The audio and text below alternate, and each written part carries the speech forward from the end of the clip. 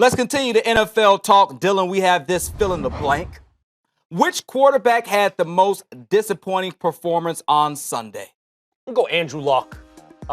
There's some options here on your screen. None of these guys really played very well. But for me, I just expected so much more out of Andrew Luck. 2 interceptions. He had 2 touchdowns, but he had 2 interceptions. He lost the fumble, accounted for 3 turnovers in a game where I think they should have absolutely taken a stranglehold on the AFC South, and they did not.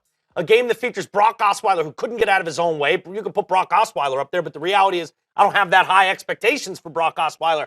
I had higher expectations for Andrew Luck after winning 3 of their last 4 games. How about the performance they put on the Jets on the road? I know it's the Jets, but they could not have looked more efficient and more in rhythm. And then today, they're not going up against J.J. Watt. This isn't the same old scary Texans defense, yet they made him look like that, and Andrew Luck was a big part of it. The connection with T.Y. Hilton was still there, but I just wanted so much more in a real meaningful game at home. Absolutely. For Andrew Luck. To account for 3 turnovers, lose this game when Texans really didn't do much offensively, I thought that was a real disappointing showing. Absolutely. Certainly looks like the Indianapolis Colts will not make the playoffs. They have their work cut out for them to try to win that AFC South. I'm going to roll with a guy for the Seattle Seahawks, Russell Wilson. His name was on the board. 5 interceptions. When you look at the first 12 games of the season, Wilson had a total of 5 interceptions. Right. And then today, he throws 5 interceptions in this game alone. Now, it wasn't all on Russell Wilson. When you look at a couple of those passes, they got tipped up in the air, and Green Bay was able to pick him off.